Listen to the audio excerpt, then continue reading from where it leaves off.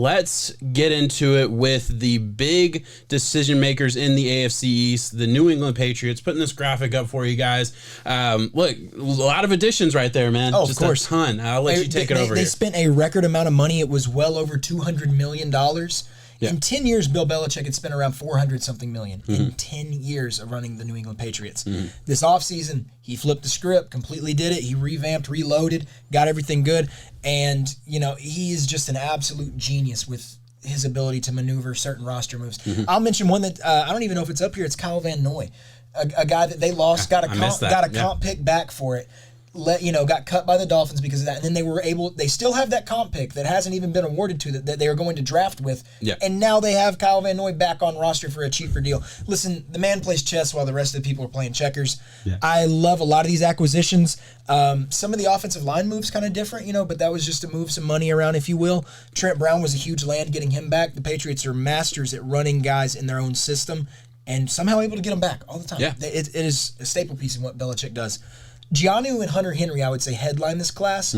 What do you think about that going forward? Interesting, man. Really interesting. I think there was a lot of talk about one of these guys was going to go to the Patriots, right? Like the Patriots have been trying to find the next good tight end in the mid rounds, which we know it's possible. Look, when you look at all the star tight ends in the league, they all came from like the mid round of the NFL draft. Like all of the guys that go in the first round, we can talk about Njoku, we can talk about Evan Ingram, we can talk about all those guys. Howard. But I mean, the stars are Kelsey and Kittle, right? And they were mid-round picks, and the Patriots have swung and missed on tight ends a lot. Now they go through free agency. Look, we can talk about their drafting all the time. Like Patriots drafting hasn't always been great, and especially in recent years, they've missed a lot of draft classes, but they seem to always hit on these free agents. I think Belichick in general is a much better evaluator of talent in the NFL than he is from college, and makes sense. Like he's a genius. Like you said, checkers versus chess.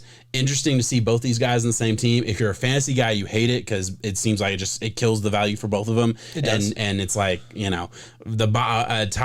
both might be top 10 tight ends in fantasy, but that doesn't mean anything unless you're like top 5. There's not a lot of difference between the 8th tight end in fantasy and the 17th tight end in fantasy. So I don't know the value there, but for the football team, I mean that's a huge get. Huge get for Cam Newton as the quarterback. Who was his favorite target for all those years in Carolina? Olsen. I mean, he loves throwing his tight end. Yeah. So, I mean, I'm excited about it. I think it was some good moves there. I'm happy to see it for Cam Newton. Now, there is still some controversy going ahead. They are going to add another quarterback to this team. We don't know who, when, where, what it could be. We've heard rumors about Jimmy Garoppolo being contacted, trying to see if they could pull their way back onto that. So, I want to see Cam going forward. I'm a Cam Newton fan. I think he gets a lot of flack in areas that he shouldn't. In some areas, he's very well deserving of that, getting some flack, trying too much. He lost some games on his own doing. But last year, I think they were devoid of all talent on all levels. So let's see him actually get a true run at it. I think he's going to get that this year, assuming that quarterback stays where it's at. Look, and we're going to spend a little bit longer on New England than a lot of these other teams just because, I mean, there's so much going on here. Nelson Aguilar and Kendrick Bourne, both wide receivers they bring in. Listen, some people are going to hate it.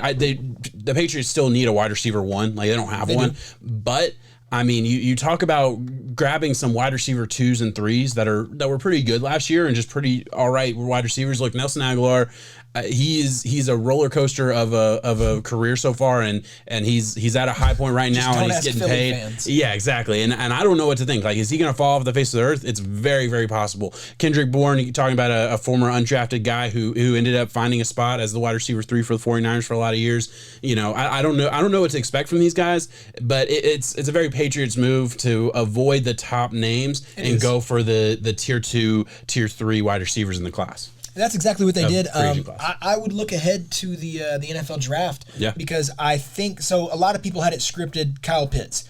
You could not look at mock drafts and not see one that had Kyle Pitts going to the Patriots because of how big of a monster he is of an offensive weapon and Bill Belichick's love for drafting tight ends often. So I think with the acquisition of Hunter Henry and Giannou, I think it kills the Kyle Pitts thing. Yeah. Yes, he is so much of an offensive threat that there is a chance they could still take him and convert him to a wide receiver or something. But that's not what I want Pitts to do. I think Pitts could excel at that level playing like a Darren Waller, George Kittle-ish. Sure. So I think it's going to be wide receiver. Yeah, I think so. I think it's either that or Trey Lance is my sneaky. I would love to see Mac Trey Jones Lance. for me. Oh, really? Okay, so that's very different. So I look at Cam Newton, and I think like if that's the type of quarterback they want, and maybe it's not. Maybe Cam Newton's just their best option. And that's how they felt for the past 2 years. Like you got to think, Cam Newton was signed very late in the process last year. It was like a hey, you can be our starter if you sign for pennies, basically. And this year it was not as late, but the Patriots are probably looking around saying there's no better options out there. Yeah. And I kind of get where they're coming from with both of those. There's been a lot of reports of them calling for just about every quarterback out there. So I don't know what type of quarterback they're looking for. But I look at Kyle Pitts, or I look at Trey Lance as a guy. He could sit for a year. If he could sit for a year behind a Cam Newton and learn and kind of fix the mechanical issues and then go into a Patriots offense that is like built around a mobile quarterback.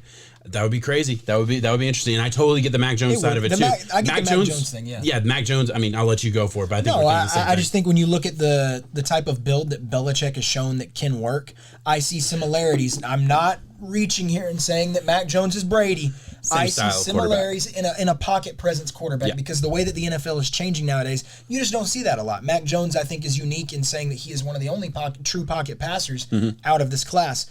I think if there's a guy that could take him and succeed with him, it would be Josh McDaniels and Bill Belichick. Yeah. So let's finish up the conversation with the Patriots to go to draft needs. And listen, there's probably still going to be more. We're recording this on Thursday night. Not everybody is signed. A lot of guys haven't. But this is what we know so far. And this seems like the Patriots have done the majority of what they're going to do. They still need a wide receiver. They're going to have to get a quarterback of the future. One of the quarterbacks in this class is going to the Patriots. I would be shocked if they don't take a quarterback in the first 2 rounds. I'd be shocked. I really would. And maybe that's bold.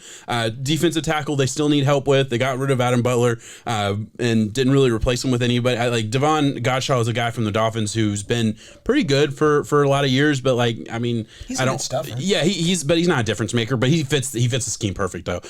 Dolphins and Patriots have a very similar scheme though, defensively anyway. And then the one that's not on this graphic that I think I want to mention is offensive line. They made a lot of moves with offensive line, and that's why we didn't put it up there. But they also made a lot of trades. Like they traded Marcus Cannon. They traded a Joe Thuney. And two of their formidable they didn't trade, but they let go of Joe Thuney. But they traded Marcus Cannon, and you're absolutely right. Yeah. So I mean, I think O-line should probably be somewhere. They're gonna have to go O-line probably first 3 rounds as well. Yeah.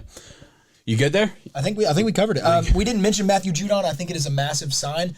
I am worried about him getting outside of the Baltimore system in itself, but if there is a way that they could use him at a hybrid spot, New England, I think he could do well in New England.